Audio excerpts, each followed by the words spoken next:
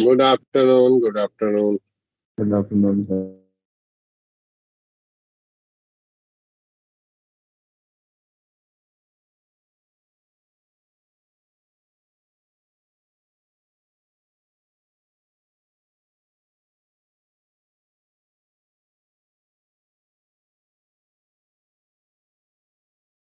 हाँ भाई, तो आज आपकी क्वेरीज होनी थी ना? हम्म। और कुछ शायद डिस्कशन थोड़ा यस सा सर। बचा हुआ भी था, इसमें मैक्सवेल्स इक्वेशंस की बात कर रहे थे शायद ना? Yes last last yes class sir. में लास्ट क्लास में मैक्सवेल्स इक्वेशन की बात कर रहे थे। तो थोड़ा सा मैक्सवेल इक्वेशन के बारे में बात कर लेते हैं और फिर ये अपना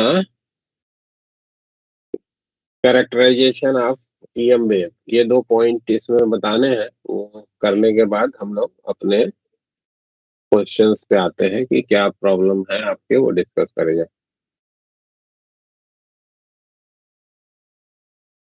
मैक्सवेल्स इक्वेशन।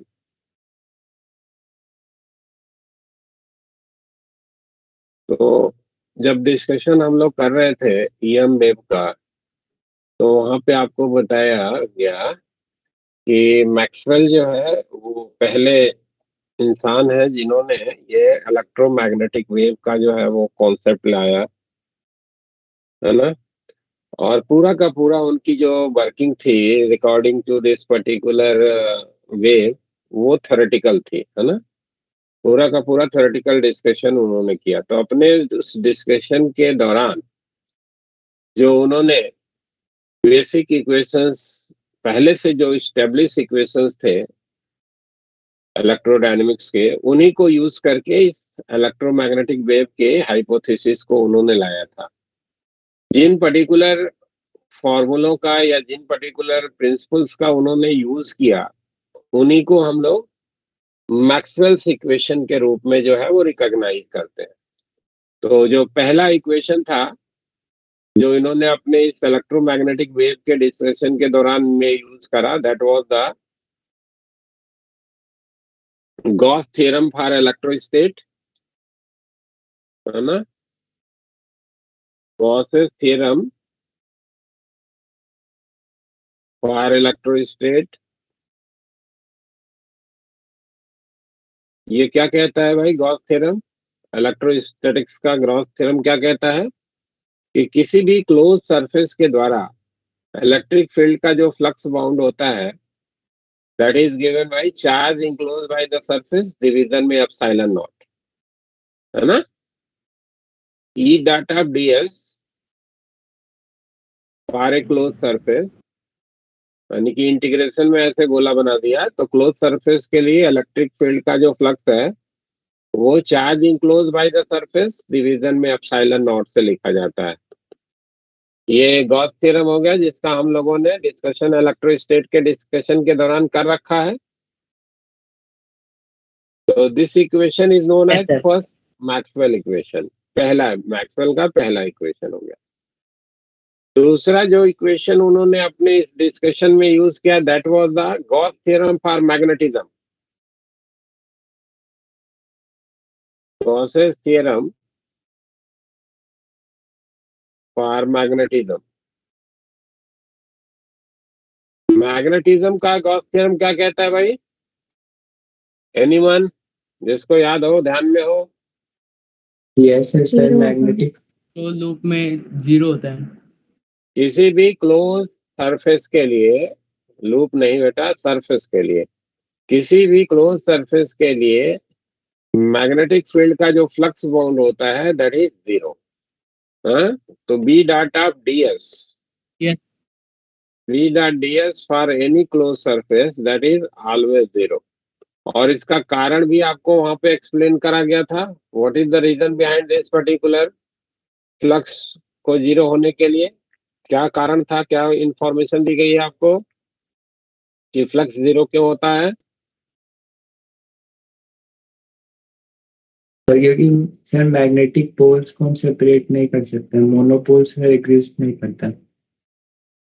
इसका कारण है कि मैग्नेटिक फील्ड लाइंस न तो कहीं से ओरिजिनेट होती हैं, ना ही कहीं पे टर्मिनेट होती हैं। They are always in close loop, है ना। मैग्नेटिक फील्ड लाइंस हमेशा क्लोज लूप में होती हैं। इस वजह से अगर लूप में फील्ड का अपीयरेंस हो रहा है, तो कोई भी अगर एक सरफेस जो कि एक वॉल्यूम को इंक्लोज करने वाला लेंगे, जैसे मान लो कि ये हमने एक सरफेस बनाया है जो कि एक वॉल्यूम को इंक्लोज करने वाला है, और मैग्नेटिक फील्ड लाइन का अपीयरेंस कुछ इस तरीके से हो रहा है मान लो, तो इधर से मैग्नेटिक फील्ड लाइन पियर्स करके इंटर कर रही है, जितना उसके करस्पॉन्डिंग फ्लक्स बाउंड होगा, इधर से आउटगोइंग के करस्पॉन्डिंग उतना ही पॉजिटिव, और इसके करस्पॉन्डिंग इनकमिंग के करस्पॉन्डिंग उतने ही निगेटिव। ठीक है, तो जितना निगेटिव होगा उतना ही पॉजिटिव होगा, क्योंकि जितनी फील्ड लाइंस पियर्स करके इंटर करेंगी वॉल्यूम में, उतनी बाहर भी निकलेगी, है ना। क्योंकि ना तो ये कहीं टर्मिनेट होती है, ना ही कहीं से ओरिजिनेट होती है। तो इस वजह से हमेशा क्लोज सरफेस के लिए जो यस सर। फ्लक्स होता है दैट इज जीरो। तो this is the Gauss theorem for magnetism, जो कि मैक्सवेल ने यूज करा था, और इसको मैक्सवेल सेकंड इक्वेशन के रूप में आप रिकॉग्नाइज करते हैं। थर्ड इक्वेशन जो उन्होंने यूज करा that was the Faraday law.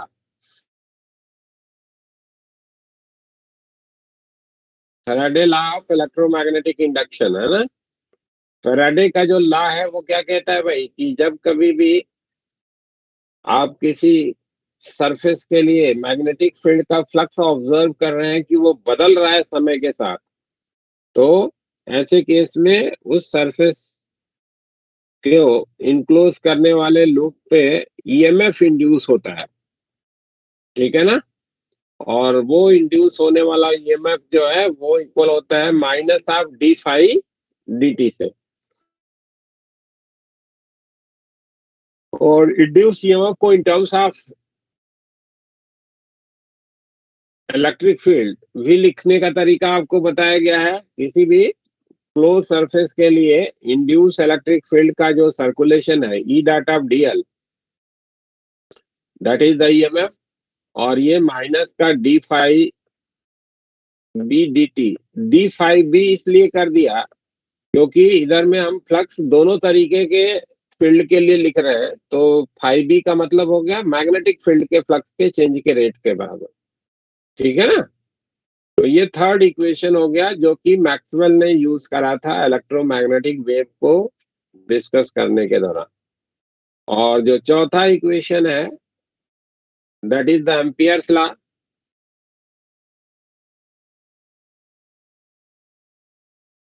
Ampere का नियम क्या कहता है भाई?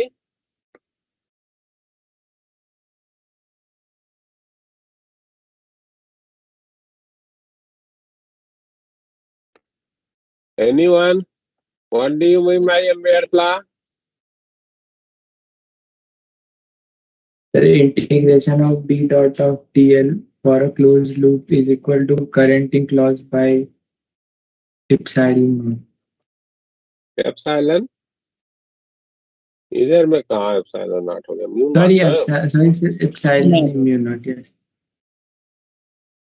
एम्पियर का जो नियम है वो आपने जो पढ़ा है दैट इज किसी भी क्लोज लूप के लिए जो मैग्नेटिक फील्ड का सर्कुलेशन होता है B dot of d l, that is given by mu naught into current enclose. इस फॉर्म में आपने पढ़ा है ना। Yes sir.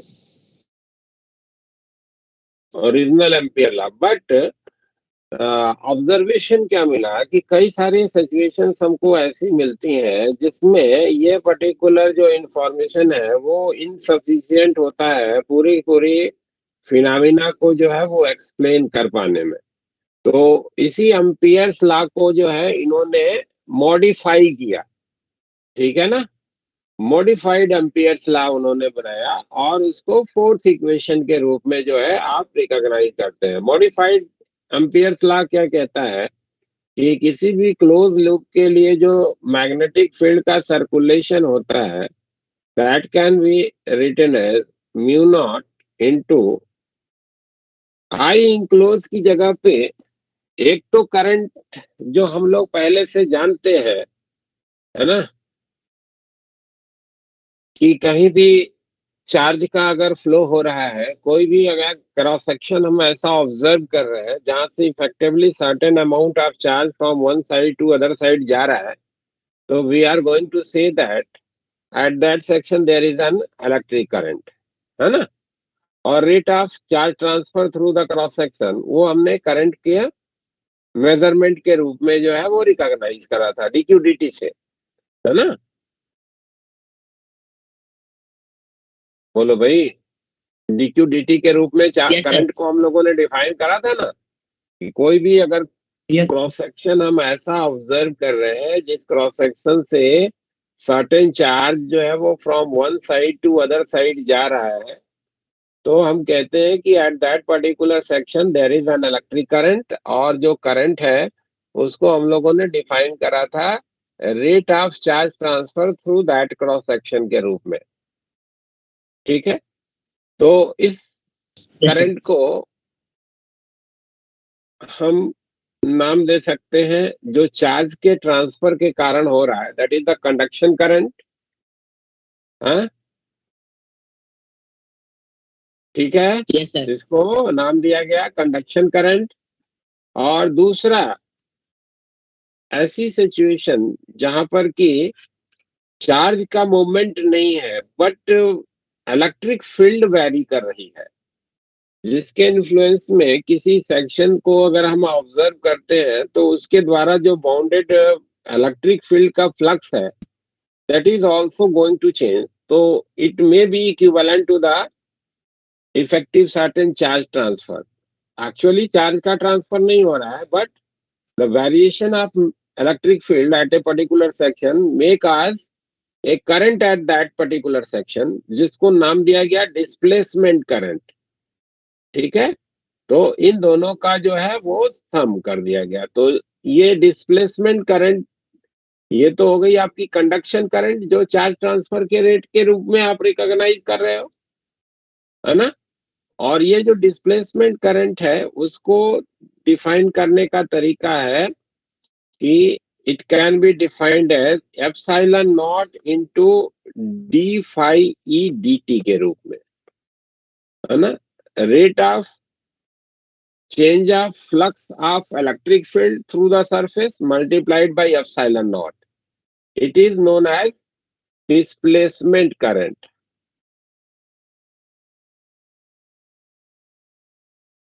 ठीक है, यस सर। इस तरीके की एक करंट की हाइपोथेसिस लाने का कारण क्या था कि कुछ सिचुएशंस हमको ऐसी मिलती हैं जहां पे अगर हम ओरिजिनल फॉर्म जो ये है इसको अगर हम ध्यान में रखते हैं तो हमको अपने इस पर्टिकुलर प्रिंसिपल में कुछ डिस्क्रिपेंसीज जो है वो नजर आती है, कमियां कुछ दिखती हैं, कुछ फिनोमिना प्रॉपरली एक्सप्लेन्ड नहीं हो पाता। ठीक है, बट अगर हम इस चार्ज ट्रांसफर के करस्पॉन्डिंग जो करंट है जिसको कंडक्शन करंट कहा, और दूसरी जो करंट हम epsilon naught into d phi d के रूप में डिफाइन कर रहे हैं जिसको नाम दिया गया डिस्प्लेसमेंट करंट, इन दोनों के सम के रूप में अगर टोटल करंट को हम एक सेक्शन विशेष से डिफाइन कर रहे हैं, then we can easily overcome that particular circumstances where this expression is not able to explain the phenomena, है ना। जहाँ पे ये एक्सप्रेशन फिनोमिना को एक्सप्लेन कर पाने में अपने आप को असमर्थ पा रहा है, वहां पे भी अगर हम ये वाला नया करंट एक और यहाँ पे ऐड कर देते हैं तो we can explain that particular behaviour also. ठीक है, तो इस वजह से ये मॉडिफाइड एम्पियर्स लॉ के रूप में इसको रिकॉग्नाइज किया गया, है ना। Modified ampere law. तो ये तीन जो पहले से बेसिकली नोन इंफॉर्मेशन थे उनके साथ एक थोड़ा सा मॉडिफाइड इंफॉर्मेशन, इन चारों को हम लोग बोलते हैं four equations of Maxwell. Clear है बात। Yes sir. अब यस सर। ऐसी कौन सी सिचुएशन आती है जहां पर कि हम इस एम्पियर्स लॉ से उस पर्टिकुलर फिनोमिना को प्रॉपर्ली एक्सप्लेन नहीं कर पा रहे हैं, उसके लिए एक केस को देखते हैं हम लोग। ठीक है, मान लो आपने बोला कि ये हमारा एक कैपेसिटर है जिसका कैपेसिटेंस हमने बोला कि सी का है और इसकी प्लेट एरिया ए की है, और इस कैपेसिटर को हमने एक बैटरी के साथ कनेक्ट करा। t इक्वल्स टू 0 पे हमने ये कनेक्शन बना दिया। ठीक है, t इक्वल्स टू 0 वो टाइम है जब हमने ये कनेक्शन बनाया। तो हमारे पास इंफॉर्मेशन क्या बनती है भाई कि जैसे ही हम ये कनेक्शन बनाएंगे तो लीड वायर का अपना कोई ना कोई रेजिस्टेंस तो होगा ही, भले वो माइन्यूट हो, but it will have certain resistance. तो जो charge at the plate of the capacitor होगा वो इंस्टेंटली अपनी पीक को अटेंड करने की जगह पे टाइम के पासेस के साथ साथ बढ़ता जाएगा। Yes sir. उसी तरीके से Yes, जैसा चार्जिंग ऑफ कैपेसिटर के केस में होता है। यस ठीक सर। है, तो लेट मान लीजिए कि let at time t charge at the plate of the capacitor is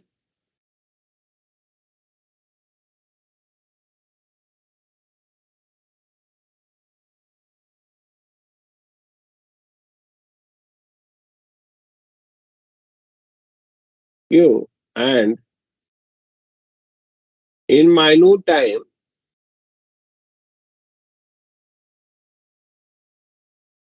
dt extra charge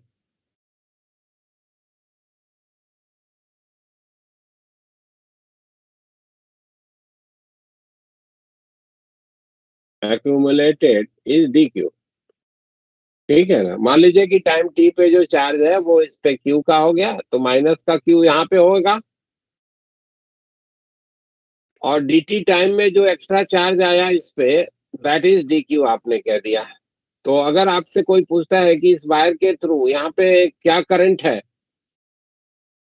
तो यहाँ पे करंट जो कि पहले से आपके पास नोन इंफॉर्मेशन है उसके according rate of charge transfer through that section, इस सेक्शन के लिए आप अगर देखेंगे तो आई जो होगा that will be defined by dq dt से लिखा जाएगा ना। Yes sir. yes, sir. लेकिन अगर मान लो कि हम उसी समय टी पे इस सेक्शन पे अगर करंट का जो है ऑब्जर्वेशन करते हैं ये वाले सेक्शन पे, तो आपके पास जानकारी है भाई कि एक्चुअली इस दोनों प्लेट के बीच में तो कोई चार्ज का ट्रांसफर नहीं हो रहा है। Yes sir. इन दोनों प्लेट के बीच में तो कोई चार्ज ट्रांसफर हो नहीं रहा है, चार्ज का फ्लो इस वायर के थ्रू हो रहा है। इधर से निगेटिव चार्ज मूव करता हुआ ऐसे जाके इस वाले प्लेट पे इकट्ठा हो रहा है। ठीक है ना, बट यहाँ पे तो कोई चार्ज का ट्रांसफर नहीं है इस सेक्शन पे जहाँ पे हमने ये दूसरी वाली लाइन ड्रॉ करी। तो जिस करंट के से रिलेटेड हमारे पास अभी तक की इंफॉर्मेशन है उस करंट को अगर देखें तो यहाँ पे हमारा जो करंट होएगा it will be 0। Yes yes sir. यहाँ पे तो कोई करंट नहीं होगी। ठीक है ना, तो मान लो भाई कि हम अम्पियर्स लॉ को अप्लाई कर रहे हैं। एक सरफेस हमने ये वाला बना दिया, ये एक सरफेस बना दिया, इस सरफेस के लिए हम अम्पियर्स लॉ को अप्लाई कर रहे हैं। ठीक है, इस सरफेस के लिए हम अम्पियर्स लॉ को अप्लाई कर रहे हैं।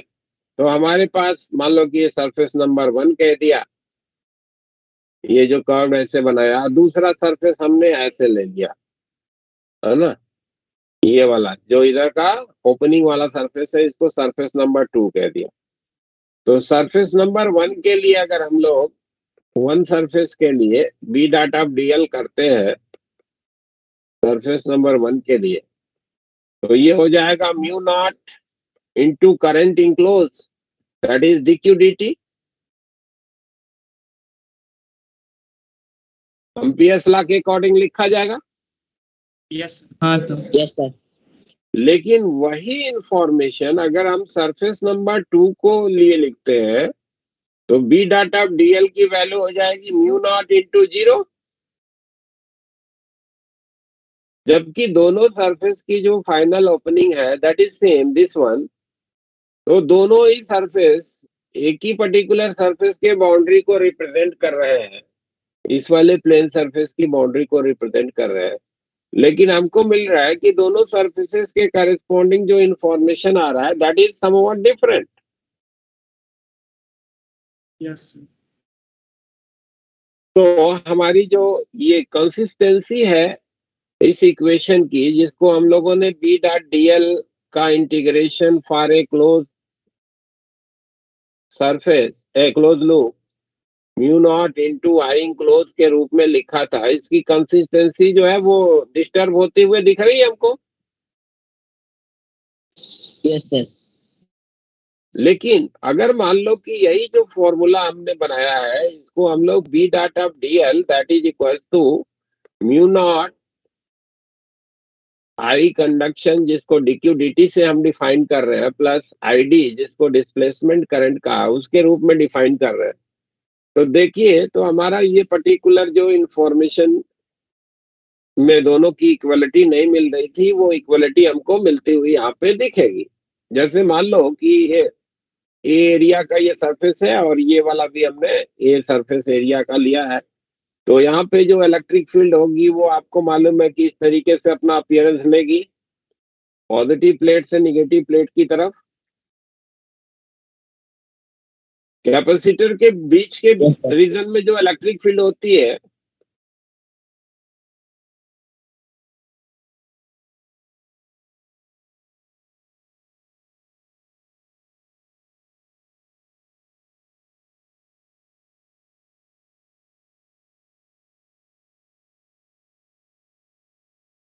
Between the plates of the capacitor, electric field को लिखने का तरीका क्या है? Q Sigma.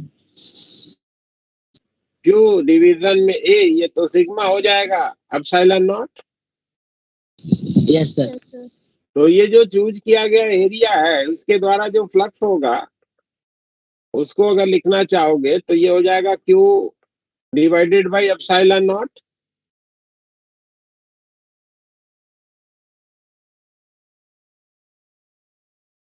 Yes, sir. अब इसी को रिलेशन को डिफरेंशिएट कर दो तो d phi E d t that is rate of change of electric flux through that area that is 1 epsilon naught into d q d t लिख सकते हैं। यानी कि जो d q Yes. D t हमारा ये वायर में current का अपीयरेंस हो रहा है, इसको अगर हम लोग देखें तो epsilon naught into d phi E d t से लिखा जा सकता है ना। Yes. ठीक है, तो अगर इस क्वांटिटी को अगर हम लोग एक अलग करंट के रूप में जो है वो डिफाइन करते हैं जिसको डिस्प्लेसमेंट करंट कहा इधर में, तो हमारे पास ऑब्जर्वेशन क्या बन रहा है कि जो ये right side of the equation में इधर में जीरो आ रहा था केवल कंडक्शन करंट के कंसिडरेशन लेने पे, अब आईडी भी आएगा वहां पे, तो उसके करेस्पॉन्डिंग वो डीक्यू डी के बराबर ही होगा। तो ये रिलेशन जो हमारा mu naught into d q d और दूसरे वाले में जीरो मिल रहा था वो दोनों फिर इक्वल हो जाएंगे, right side of both the equation will become equal. तो इस तरीके के सिचुएशन में जहां पे एक रीजन तक तो करंट हो रही है conduction current due to the flow of charge, but उसके बियॉन्ड चार्ज का फ्लो नहीं है, बट उस फ्लो ऑफ चार्ज के कारण जो है वहां पे इलेक्ट्रिक फील्ड वेरी कर रही है। तो वो दोनों सेक्शन में अगर हम आप ये कंसिस्टेंसी देखेंगे तो वो कंसिस्टेंसी इक्वेशन की तभी वैलिड रह पाएगी जब हम एक नए तरीके के करंट को जो है इंट्रोड्यूस करें अपने डिस्कशन में जिसको नाम दिया गया डिस्प्लेसमेंट करंट। ठीक है, तो ये डिस्प्लेसमेंट करंट का एक मॉडिफिकेशन उन्होंने किया था, इसके अलावा और सारे जो तीनों इक्वेशन थे दैट वेयर सेम, जो आप पहले से जानते हो पढ़ रखे हो। और इन चारों इक्वेशन को आप क्या कहते हैं? मैक्सवेल्स इक्वेशन के रूप में जो है वो रिकॉग्नाइज करते हैं। क्लियर है बात? Yes sir Yes, sir. Yes, sir. Yes, sir.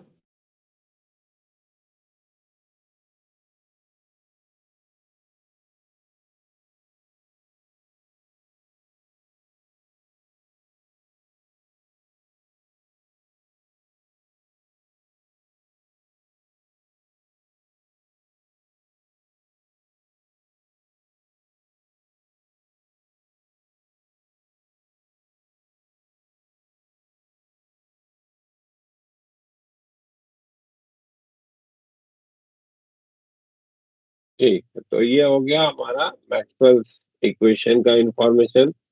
और मैक्सवेल ने जो इलेक्ट्रोमैग्नेटिक वेव के जो है वो हाइपोथेसिस लाया था, उसमें उन्होंने ये बताया कि जब कभी भी कोई चार्ज पार्टिकल एक्सेलरेटेड मूव करता है तो वो अपने आसपास के रीजन में जो है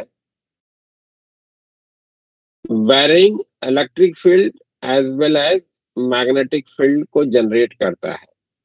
और उस वेरिएशन ऑफ इलेक्ट्रिक फील्ड और मैग्नेटिक फील्ड के इन्फ्लुएंस में हम एक वेव की जो है वो कल्पना कर सकते हैं, जिसको नाम दिया था उन्होंने इलेक्ट्रोमैग्नेटिक वेव। ठीक है ना। जैसे आप किसी पर्टिकुलर वेव के बारे में बात कर रहे थे, वेव इन ए स्ट्रिंग, तो आपने पाया था कि वहां पे डिस्प्लेसमेंट या पोजीशन ऑफ द पार्टिकल था that was going to change with the time. तो यहाँ Yes, पे sir. इलेक्ट्रिक फील्ड और मैग्नेटिक फील्ड का जो है वो वेरिएशन होता है, और उनके बीच का आपस का कोरिलेशन सारे हमने आपको पहले से बता रखे हैं, है ना। कि जो वेव का प्रोपागेशन का डायरेक्शन होता है वो ई क्रॉस बी के डायरेक्शन में होता है ना। That is the direction of the wave velocity. अगर एक्स डायरेक्शन में इलेक्ट्रिक फील्ड वेरी कर रही है तो वाई डायरेक्शन में मैग्नेटिक फील्ड और जेड डायरेक्शन में प्रोपागेशन ऑफ वेव होगा। ये तीनों एक दूसरे के म्यूचुअली परपेंडिकुलर होते हैं ना भाई। Electric field, magnetic Yes, sir. Field and direction of propagation of wave, ये सब एक दूसरे के परपेंडिकुलर है।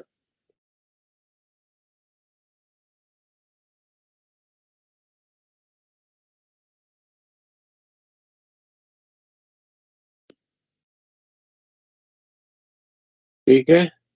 वेव वेलोसिटी को लिखना है तो E naught by B not से लिखते हो, जहाँ पे ई इलेक्ट्रिक फील्ड के वेरिएशन का रिप्रेजेंटेशन है ई naught sine of k z minus omega T. मान लो कि ये हो गया, और वाई डायरेक्शन में मैग्नेटिक फील्ड वेरी कर रही है, जिसको हम बी वाई का नाम दे रहे हैं, B naught into sine of k z minus omega t, है ना।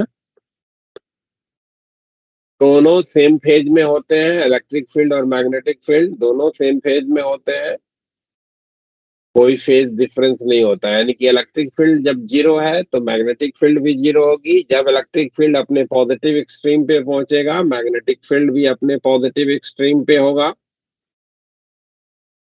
ठीक है। जब Yes, sir. फिर से इलेक्ट्रिक फील्ड अपने निगेटिव एक्सट्रीम पे पहुंचेगा तो मैग्नेटिक फील्ड भी अपने निगेटिव एक्सट्रीम पे होगा। They are always perpendicular to each other as well as direction of propagation of wave के परपेंडिकुलर होंगे, और इन फेज वाइब्रेशन होगा। ठीक है ना। कैसे जनरेट होता है ये फिर इलेक्ट्रोमैग्नेटिक वेव, जब कभी भी कोई चार्ज पार्टिकल एक्सेलरेटेड मूव करता है तो ईएम वेव जो है वो जनरेट होती है। पहली जो ईएम वेव जनरेट करा था दैट वाज द हर्ट्ज। इन्होंने क्या किया कि दो मेटल के बॉल्स लिए और उस बॉल के बीच में हाई फ्रीक्वेंसी का अल्टरनेटिंग सोर्स को कनेक्ट कर दिया, तो वो चार्ज बॉल्स जो है वो उस पर्टिकुलर अप्लाइड फोर्स फील्ड के अप्लाइड वोल्टेज के इन्फ्लुएंस में ऑसिलेशन परफॉर्म किए, और उस ऑसिलेशन के इन्फ्लुएंस में वहां से लिंक्ड इलेक्ट्रिक फील्ड और मैग्नेटिक फील्ड का वेरिएशन जो है वो जनरेट हुआ, है ना। That was the electromagnetic wave. ठीक है भाई। अब आ जाइए कैरेक्टराइजेशन में। तो इलेक्ट्रोमैग्नेटिक वेव में जो सबसे लॉन्गेस्ट वेवलेंथ को पोजेज करने वाली वेव होती है EM wave classification.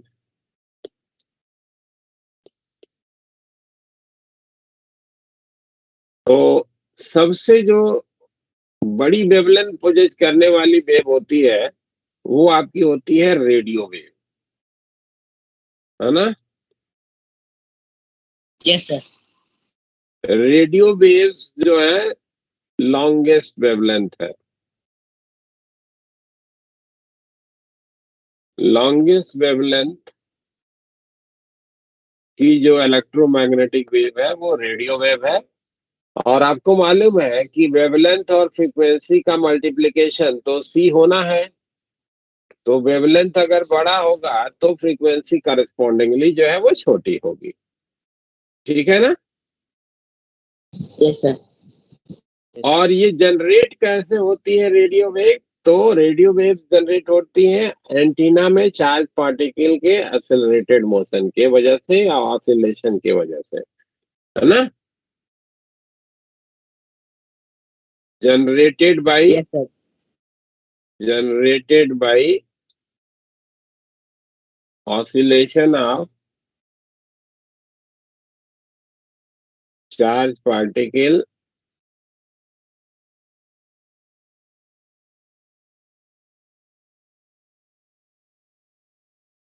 within antenna in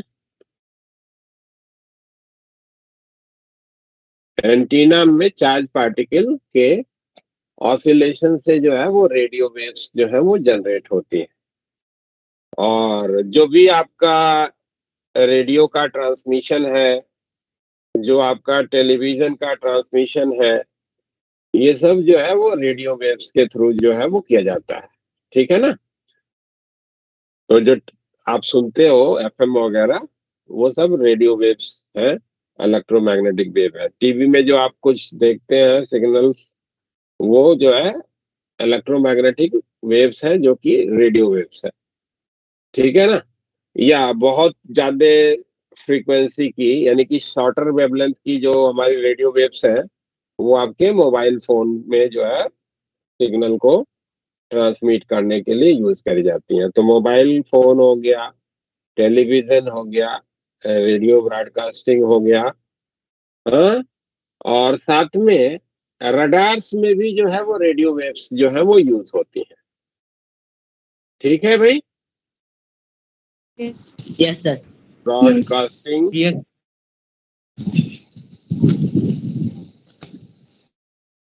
telecasting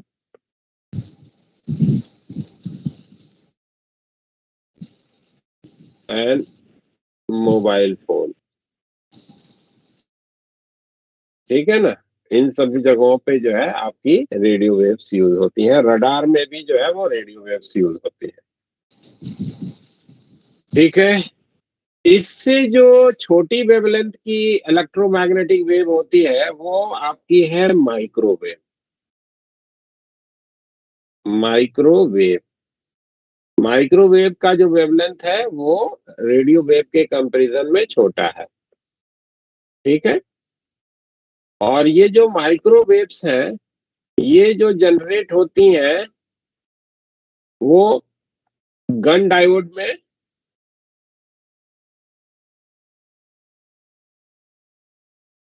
gun diodes के द्वारा जो है जनरेट किया जाता है, या मैग्नेट्रॉन्स के द्वारा जनरेट किया जाता है। तो गन डायोड क्या होता है?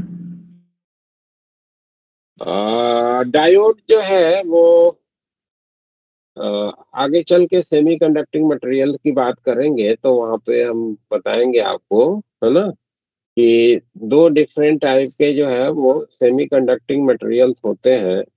एक जिसमें कि जो करंट कैरियर है वो पॉजिटिवली चार्ज पार्टिकल्स होते हैं, और दूसरे जिसमें नेगेटिवली चार्ज पार्टिकल्स होते हैं, है ना।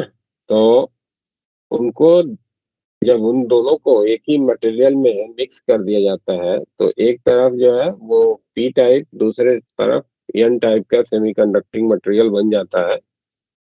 और जो जंक्शन पॉइंट होता है वो हमारा यूनिडायरेक्शनल करंट के फ्लो के लिए रिस्पॉन्सिबल हो जाता है। इसमें बाई डायरेक्शनल करंट का फ्लो नहीं होता। तो ऐसा कोई भी डिवाइस जिसमें यूनिडायरेक्शनल करंट फ्लो करती है वो आपकी जो है वो डायोड कहलाता है, ठीक है। पीएन जंक्शन, जिसको आप पीएन जंक्शन भी बोलते हैं। तो जो आपका सेमीकंडक्टर के केस में वो आपका पीएन जंक्शन जो हो गया वो डायोड हो गया। तो उसी में एक स्पेसिफिक टाइप का जो है वो ये डायोड है, जो गन डायोड है, माइक्रोवेव्स को जनरेट करने के लिए यूज होता है। मैग्नेट्रॉन्स में ये भी एक डिवाइस है जिसके द्वारा ये माइक्रोवेव्स जो है वो जनरेट होती है। ठीक है, तो बस ध्यान में नाम रखिए, कैसे इसको जनरेट करना है ये नहीं आपको डिस्कस करना है, बस इनसे जनरेट करी जाती है, ये आपको ध्यान में रखना है। अब इसके यूजेस में जब आप जाएंगे तो एक तो आप डे टू डे लाइफ में रोज देखते हैं, घरों में माइक्रोवेव ओवन है, आपने देखा है ना? Yes sir. तो खाना गर्म करने के लिए या पकाने के लिए आप यूज करते हैं। तो रेडियो वेव के कंपैरिजन में शॉर्टर वेवलेंथ है, तो इसको हीटिंग इफेक्ट के लिए भी आप यूज कर सकते हैं। तो ये माइक्रोवेव ओवन में यूज हो गया।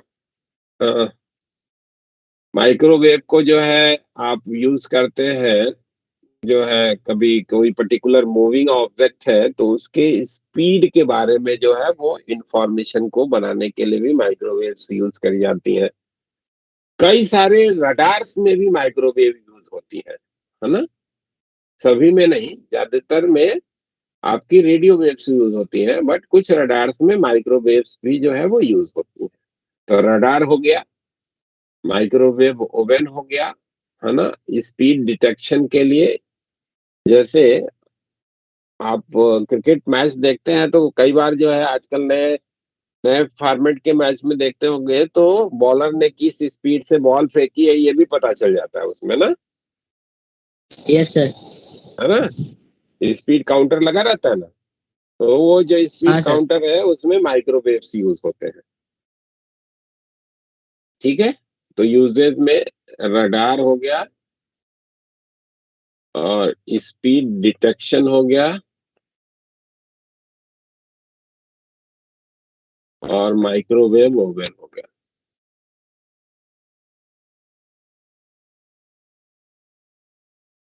ठीक है, तो ये दूसरा इलेक्ट्रोमैग्नेटिक वेव हो गई, इसकी वेवलेंथ रेडियो वेव के कंपैरिजन में छोटी है।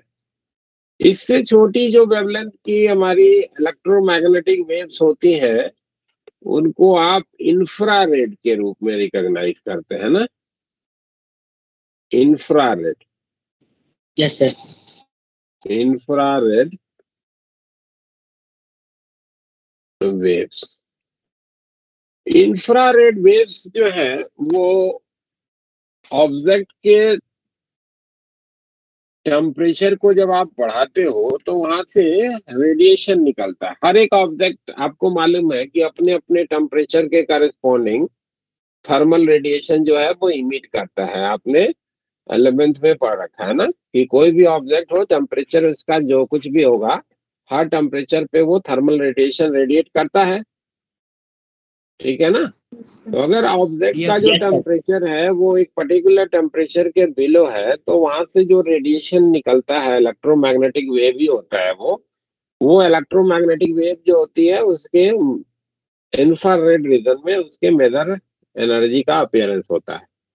ठीक है, ये जनरेट कैसे होते हैं? Oscillation of atom and molecules के द्वारा जनरेट होती है, generated by oscillation of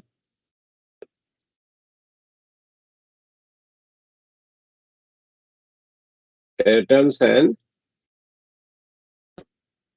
molecules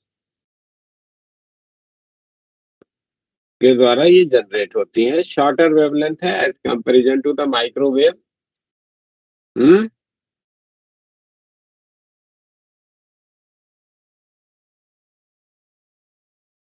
infrared radiation का जो यूजेस है उसमें आपने रिमोट देखे होंगे, है ना? तो जितने रिमोट्स होते हैं ऑलमोस्ट लगभग सभी में जो सिग्नल को ट्रांसमिट करने के लिए आप यूज करते हैं वो इंफ्रारेड, है ना? Yes sir. हाँ, ये डिटेक्ट करने के लिए फोटोग्राफिक फिल्म अगर आप सामने रखोगे तो उस पे जो है इम्प्रेशन ये डालेंगी।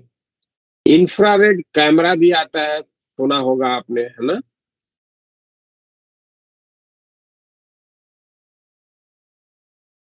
रिमोट्स में आप इसको यूज करते हो, इंफ्रारेड।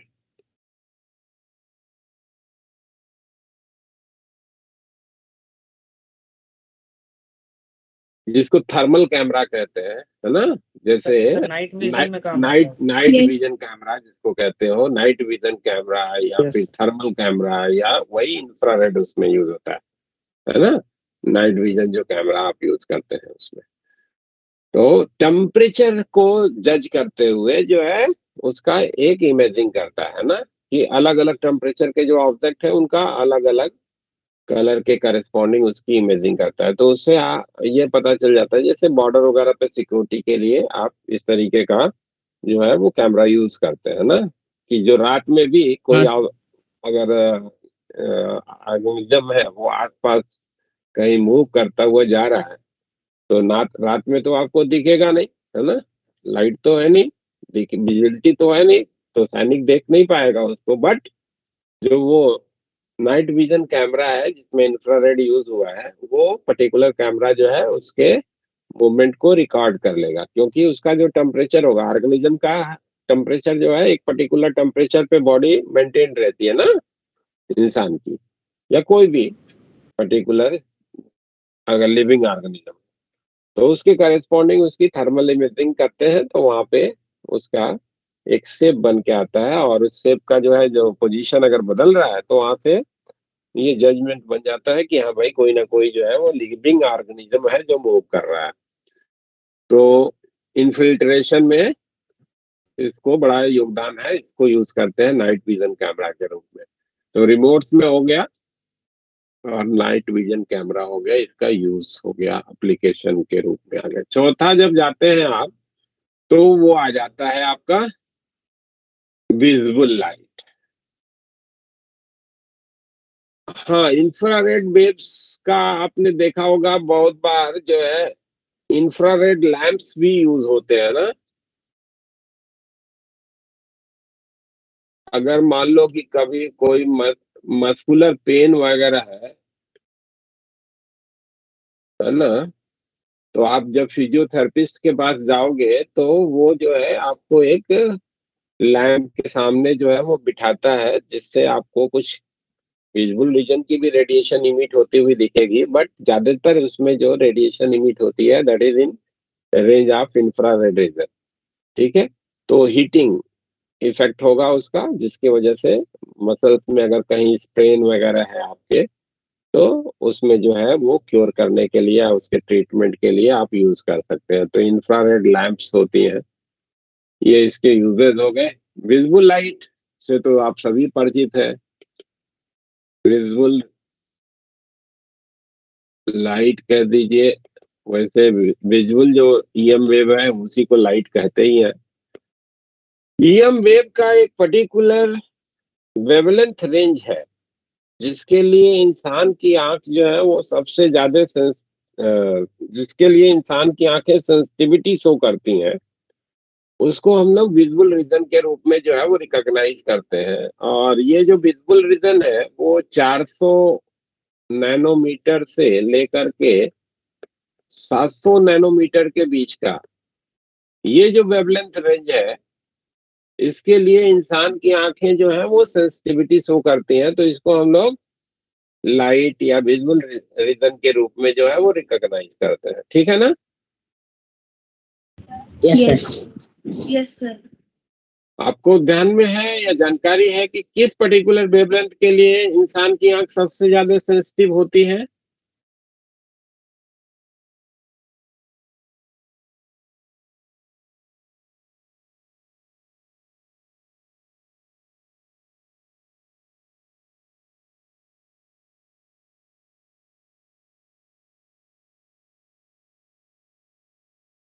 सबसे ज्यादा सेंसिटिविटी जो इंसान की आंख की है दैट इज फॉर 555 नैनोमीटर, है ना?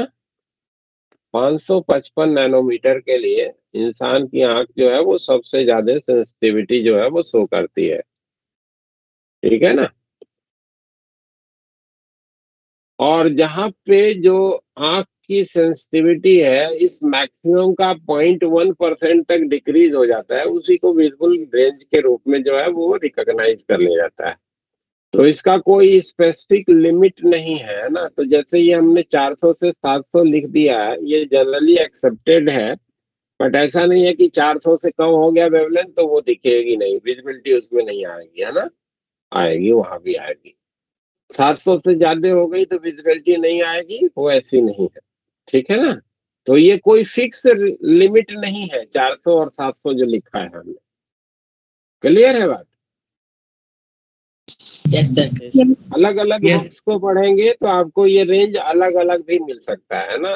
ज्यादा वाइडर रेंज आपको 380 नैनोमीटर से लेकर के 720 के बीच में आपको मोस्ट वाइडर रेंज जो है विजुअल रीजन का, ये कोड आपको बहुत जगहों पे मिल सकता है। बट सामान्य डिस्कशन के लिए 400 से 700 नैनोमीटर के बीच का रीजन वो विजुअल रीजन के रूप में जो है हम लोग रिकॉग्नाइज करते हैं, ठीक है। अब ये विजिबल लाइट जो है वो रीजन की लाइट जनरेट कैसे होती है, तो जब कोई भी एटम एक्साइटेड स्टेट से जो है लोअर एनर्जी स्टेट में जंप करता है तो वहां से विजुअल रीजन के इलेक्ट्रोमैग्नेटिक रेडिएशन जो है वो इमिट होता है, ठीक है ना। Some of Yes. The excited atoms, some of the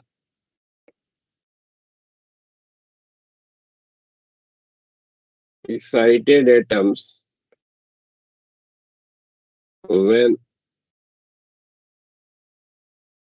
goes to lower energy state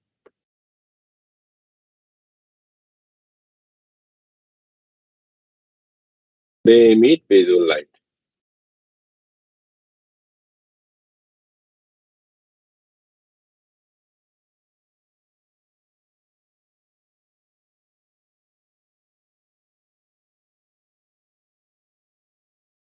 ठीक है।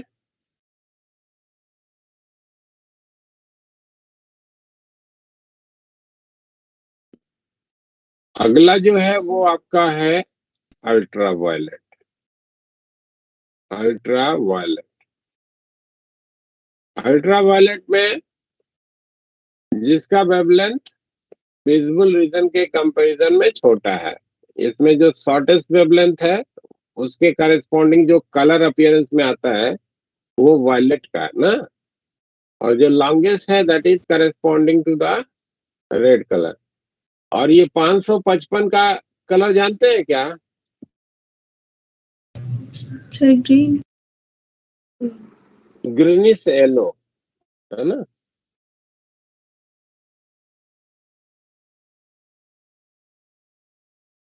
येलो समझ लो बल्कि। और ये चीज आप प्रैक्टिकली भी देख सकते हो ना कि आपकी आंख जो है वो येलो कलर के लिए ज्यादा सेंसिटिव है। कैसे? नाइट बल्ब आता है ना अलग अलग कलर का, यस सर। ठीक है ना। तो अभी मौका लगेगा तो 3 बल्ब अगर आपको मिल जाए, एक रेड है, एक ब्लू है और एक येलो है, ठीक है ना। तब वही सेम पावर के तीनों बल्ब ले लीजिए, एक लाल, एक पीला और एक नीला, और तीनों को आप जला दीजिए।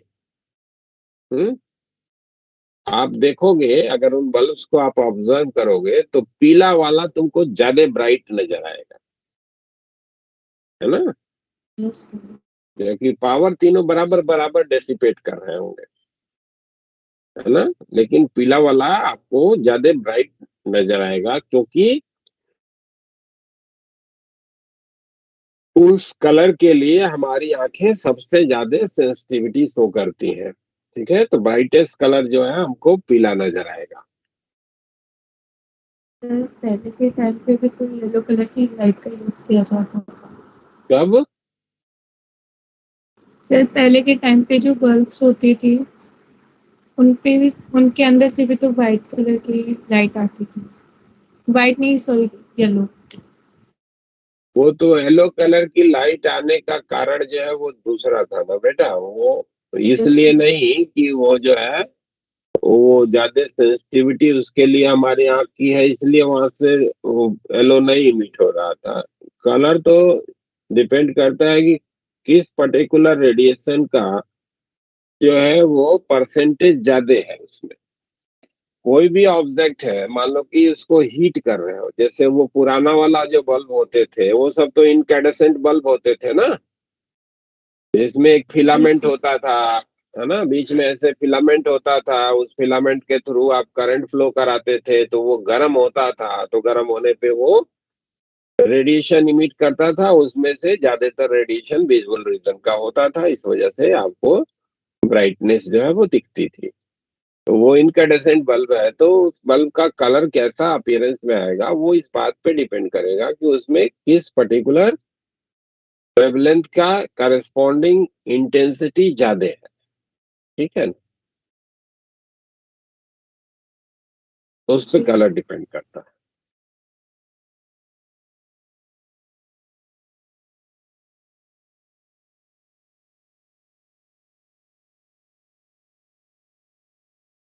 और प्रेजेंट में तो जो बल्ब आपको मिल रही है वो एलईडी मिल रही है ना। Yes sir. यस। तो एलईडी में हीटिंग इफेक्ट नहीं यूज होता है। एलईडी का जो वर्किंग है वो जब सेमीकंडक्टर के बारे में आप डिस्कस करेंगे ना, तो वहां पे थोड़ा आपको समझ में आएगा कि एलईडी जो है लाइट इमिटिंग डायोड है ना। एलईडी का फुल फॉर्म क्या होता है? लाइट इमिटिंग डायोड, है ना। तो वो बेसिकली डायोड है, यस। हाँ, जो लाइट इमिट करते हैं। और क्यों करेगा वो उसी समय समझेंगे हम लोग, हाँ, जब सेमीकंडक्टर की बात करेंगे। तो कौन इमिट करेगा, कब इमिट करेगा, वो चीजें उसी समय डिस्कस करी जाएंगी। तो अल्ट्रा वायलेट के बारे में बात कर लेते हैं। तो जो वायलेट से छोटे वेवलेंथ का हमारा इलेक्ट्रोमैग्नेटिक रेडिएशन है वो अल्ट्रा वायलेट कहलाता है। ठीक है, ये भी एटम के एक्साइटेड स्टेट से ग्राउंड स्टेट में जंप करने पे जनरेट होते हैं, है ना, जनरेटेड। सर 5वें नंबर का है वायलेट। अच्छा, 5 नंबर है ये, 5 नंबर लिख देते हैं। Generated by excited atoms. Excited atoms जब जो है एक्साइटेड स्टेट से लोअर एनर्जी स्टेट में जंप करते हैं तो वहां से अल्ट्रावायलेट रेडिएशन जो है वो इमिट होते हैं। जैसे आप केमिस्ट्री में पढ़े होंगे कि हाइड्रोजन का जब एक स्पेक्ट्रम आप देखते हो तो उसमें जो बामर सीरीज होती है वो विजुअल रीजन की होती है ना। Yes sir. यस और बामर से आगे वाली जो सीरीज होती है, इलेक्ट्रो, वहां पे सीरीज आपने पढ़ा होगा, लाइमन, बामर, ब्रैकेट, पाशन, पुंड, है ना। फंड। Yes sir. पुंड, ये आपने पढ़े होंगे। हाँ, तो ब्रैकेट, पाशन, फुंड, ये जो सीरीज होती है वो जो है अल्ट्रावायलेट रीजन की होती है ना। Yes sir. और जो लाइमन सीरीज होती है वो इंफ्रारेड रीजन की होती है, और बामर सीरीज की जो वेवलेंथ है वो सब विजुअल रीजन की है। हाँ, तो इसी तरीके से अलग अलग एटम किस एक्साइटेड स्टेट से किस एक्साइटेड स्टेट में जा रहे हैं उस पर डिपेंड करेगा कि वहां से जो रेडिएशन इमिट होगा वो रेडिएशन किस रेंज का होगा। कोई रेडिएशन इंफ्रारेड रीजन का हो सकता है, कोई विजुअल रीजन का हो सकता है, कोई जो है अल्ट्रावायलेट रीजन का हो सकता है। तीनों के प्रोडक्शन का जो तरीका है, जनरेशन का जो तरीका है वो same, generated by excited atom. ठीक है। Yes sir. सर ये और इतनी हार्मफुल होती है? है, सर अल्ट्रावायलेट रेज इतनी हार्मफुल क्यों होती है? कोई भी रेडिएशन जिसका कि वेवलेंथ जितना छोटा होता जाएगा वो उतने ही ज्यादा हार्मफुल होती जाएगी। ठीक है, तो अल्ट्रावायलेट का जो रेडिएशन है उसका वेवलेंथ कम है, इससे भी कम एक्सरे है, और उससे भी कम गामा रे है। तो गामा रे सबसे ज्यादा हार्मफुल है शरीर के लिए, बॉडी के लिए। ठीक है ना, क्योंकि Yes. जितनी छोटी वेवलेंथ होगी उसकी पेनिट्रेटिंग पावर उतनी ज्यादा होती है। ठीक है, इलेक्ट्रोमैग्नेटिक वेव का जितना छोटा वेवलेंथ होगा वो उतना ज्यादा पेनिट्रेशन पोजेस करेगा।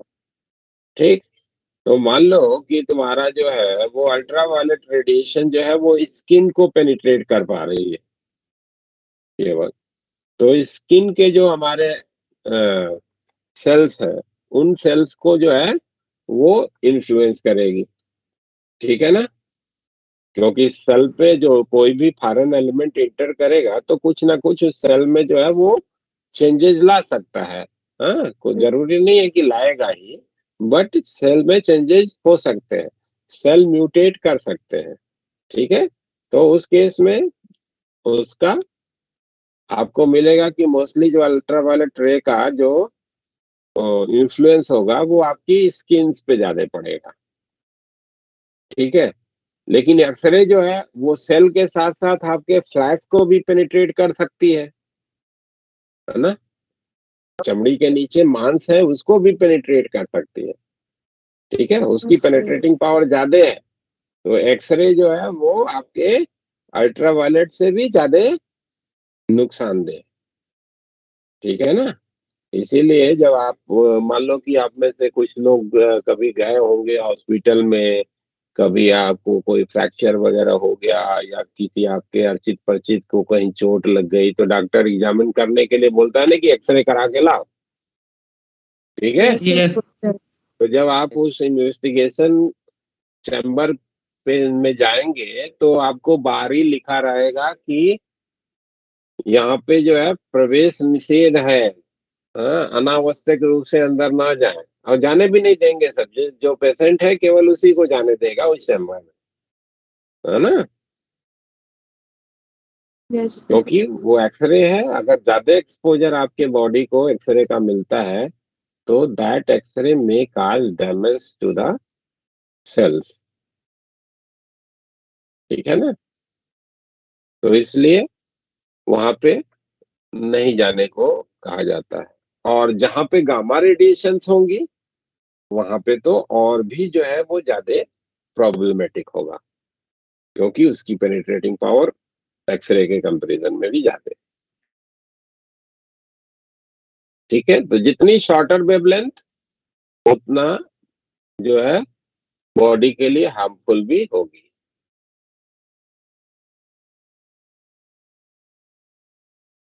ठीक है, Yes, तो sir. ये Yes, sir. जैसे आप देख रहे हो कि इतने सारे ब्रॉडकास्टिंग, इतने सारे टेलीकास्टिंग और इतने सारे मोबाइल फोन, सबके जो रेडिएशंस है वो आपके एटमॉस्फेयर में है। ठीक है ना, जी, sir.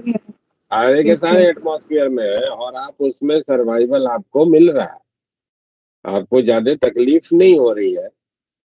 क्यों? क्योंकि वो लॉन्गर वेवलेंथ की है ना। उतनी प्रोपोर्शन में अगर अल्ट्रावायलेट रेडिएशन हमारे एटमॉस्फेयर में आ जाए तो हमारे लिए बहुत ही मुश्किल हो जाएगा, जितने प्रोपोर्शन में हम लोगों ने जो है रेडियो वेव्स को जो है इन्वायरमेंट में जो है डेसिपेट करके रखा है। तो सन से आने वाली लाइट में आपको मालूम है कि एक कंसिडरेबल प्रोपोर्शन जो है अल्ट्रावायलेट रीजन का भी होता है, लेकिन एडवांटेज आपके एटमॉस्फेयर में क्या है कि एटमॉस्फेयर का जो ऊपरी लेयर है उसमें ओजोन है ना, और ओजोन जो है वो अल्ट्रावायलेट रेडिएशन को आसानी से अब्जॉर्ब कर लेता है। बहुत अच्छा अब्जॉर्बर है अल्ट्रावायलेट रेडिएशन का ओजोन। ठीक है, Yes, तो sir. उस वजह से जो अल्ट्रावायलेट रेडिएशन सन से आ रहे हैं उसका मेजर पार्ट ऊपर के एटमॉस्फेयर में ही अब्जॉर्ब हो जाता है, और अर्थ सरफेस तक बहुत माइन्यूट प्रोपोर्शन जो है अल्ट्रावायलेट रेडिएशन का आ पाता है। ठीक है। बहुत बार आप लोगों ने पढ़ा भी होगा या सुना होगा कि ओजोन लेयर का डिप्लीशन हो रहा है।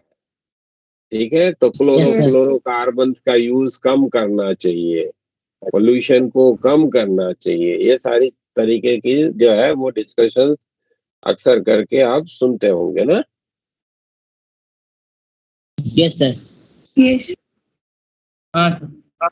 है ना, पढ़ते होंगे कि एसी, रेफ्रिजरेटर, इनका यूज थोड़ा कम करिए, या उसमें जो है जो गैस भरी जाती है उस गैस को का जो है वो बदला जाए।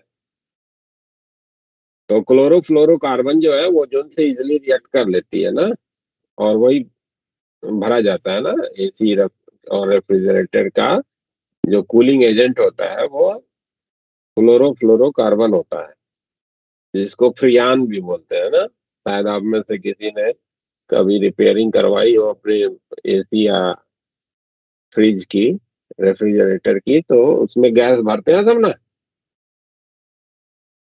Yes, sir. तो वो जो गैस भरती है वो फ्रियान गैस होती है, और वो क्लोरोफ्लोरोकार्बन, अब तो खैर बहुत कम हो गया उसका यूज, अब दूसरी गैसेस यूज होती हैं। ठीक है, तो वो काफी हार्मफुल है, जिसकी वजह से ओजोन के लेयर जो है वो कई जगह पे हट चुके हैं। तो जहाँ पे ओजोन लेयर कम हो जाएगा वहां से ultraviolet radiation easily earth surface तक पहुंचेगी, तो वहां पे डैमेजिंग होगा वो, है ना। टेम्परेचर भी बढ़ाएगा, हीटिंग ज्यादा इफेक्ट देगा, और साथ में स्किन के लिए भी वो डैमेजिंग होगा, वो पर्टिकुलर रीजन का जो सनलाइट होगी।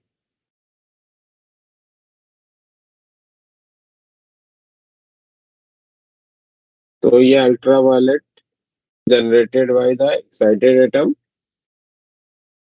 यूज में आप इसका देखे होंगे, आपके वाटर फिल्टर जो यूज होते हैं, वाटर फिल्टर में एक यूवी लैंप लगा होता है ना।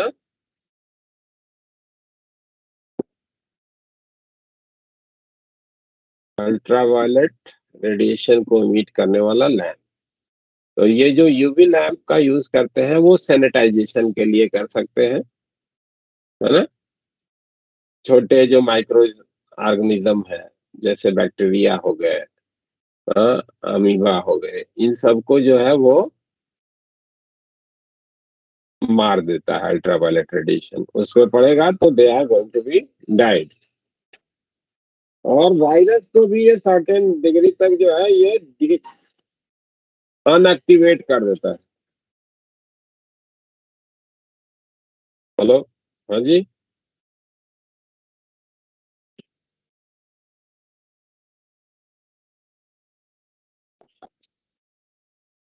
हाँ जी बताइए।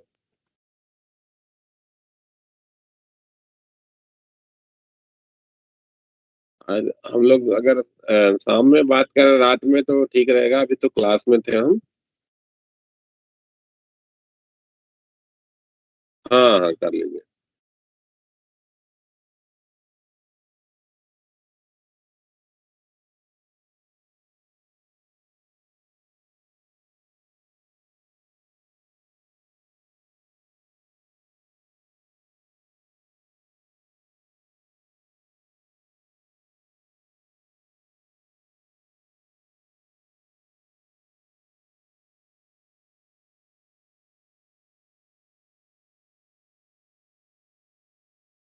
हाँ, हेलो।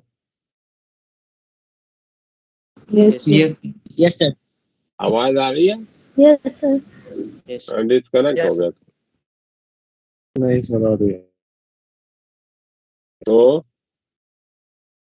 हम लोग बात कर रहे थे कि जो आपके यूवी लैंप है उनका यूज जो है डिसइंफेक्टेंट की तरीके से यूज किया जाता है किसी रीजन में। जो है ये जो माइक्रो ऑर्गेनिज्म है इनको मारना है, तो उसके लिए आप यूवी लैंप का यूज करते हैं ना। तो कोरोना का जब काल चल रहा था तो उसमें भी आप देखते होंगे कई जगह पे कहा जाता था कि यूवी लैंप का जो है वो यूज करने से ये वायरस की जो इंटेंसिटी है वो कम हो जाएगी। तो वायरस को तो यूवी लैंप से मारा नहीं जा सकता, बट इनको इनएक्टिवेट किया जा सकता है। तो काफी समय के लिए उनका एक्टिविटी जो है वो कम हो जाएगी। ठीक है, तो ऐसी जगहों पे जो आपके ऑपरेशन थिएटर्स होते हैं वो उस पर्टिकुलर रीजन को डिसइंफेक्ट करने के लिए अल्ट्रावायलेट रेडिएशन का जो है वो यूज किया जाता है। ठीक है, एक आंख की सर्जरी होती है लेसिक लेजर। हाँ, नाम सुना होगा आप लोगों ने ना।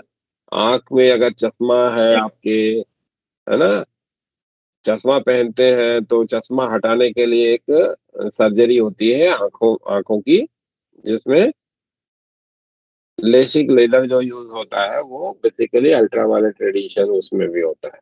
ठीक, तो ये हाँ सब इसके जैसे सच में use है। होता है, हम्म, मतलब चश्मा हट जाता है उससे। जी चश्मा हट जाता है। अब लेकिन प्रीफर उसी को करना चाहिए जिसका पावर बहुत ज्यादा है, जिसके ग्लासेस बहुत मोटे सर मोटे इसमें हैं। एज भी होती है 21। नहीं नहीं नहीं, किसी भी एज में होता है। ऐसा कुछ नहीं, ऑपरेशन जो है वो नहीं सर, किसी भी एज में। डॉक्टर से पूछा था, उन्होंने बोला था 21 के बाद कहाँ से। हाँ हाँ, वो मतलब मिनिमम की ना। हाँ हाँ, हाँ मिनिमम सर। की। ऐसे मिनिमम का कारण ये है क्योंकि आपका जो शुरू के एजेस में लेंस का जो पावर है वो अपने आप एडजस्ट होता है। ठीक है ना, तो यस। कभी आप देखेंगे, जैसे मान लो जिसको आप में से किसी के कोई चश्मा पहनता है। यस ये सर, मैं ऐसे पहनता तक अच्छा था। अ, यस सर, नहीं करता। अ, अच्छा, तो दो चार पांच लोग हैं। सर पूरी संख्या मिली है।